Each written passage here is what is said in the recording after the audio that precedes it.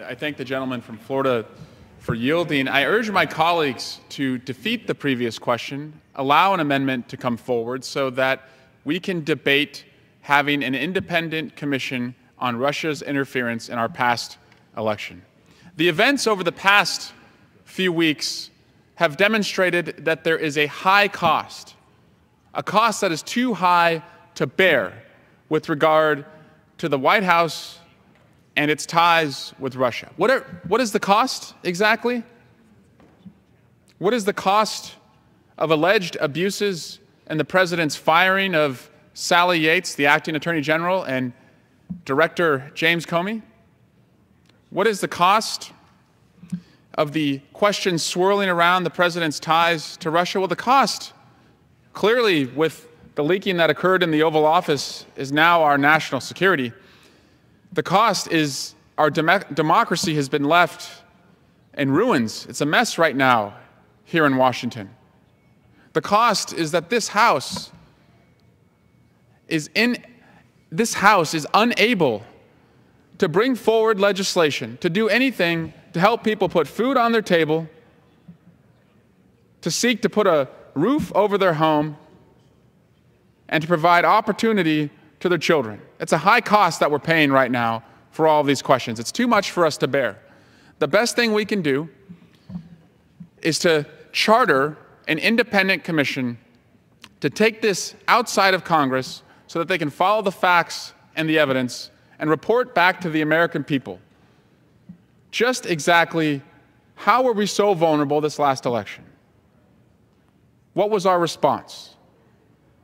Were any U.S. persons involved? And most importantly, what are we going to do? What reforms can we make? What awareness should we all have so that we never find ourselves in a mess like this again? It's not disputed. Russia attacked our democracy. It was ordered by Vladimir Putin. They used a multifaceted campaign of social media trolls, the dissemination of fake news, the hacking of democratic emails, and the breaking into state voter registration systems. They had a preferred candidate in mind, and Donald Trump. And they didn't do it because they were bored. They didn't do it because they were testing software. They did it because they wanted something in return. They saw a candidate who admired their president. They wanted sanctions rolled back, and they wanted to reduce the role of NATO. But the most disturbing, the most bone-chilling finding that the intelligence community made was that Russia intends to do it again. And by the looks of things, they'll be more successful next time. Because since this past attack, we have done nothing to improve the structural integrity of our elections. We have done nothing to have a frank conversation with the American people about how we all need to be more aware about what a foreign adversary's intent is when they hack emails and then disseminate fake news. This is a time for Republicans and Democrats to unite. Democrats may have been the victim of this most recent attack. If history has its way, another adversary perhaps could attack us, and Republicans may be the victim. But the constant should always be that both parties say, we will never tolerate foreign interference.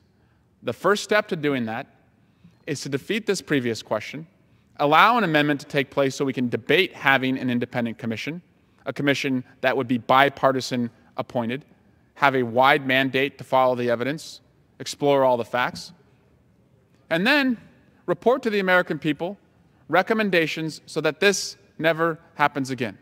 We have a discharge petition right now to also do that. There are a number of names on it, and I hope an additional minute. Additional minutes. Gentleman is recognized for an additional minute.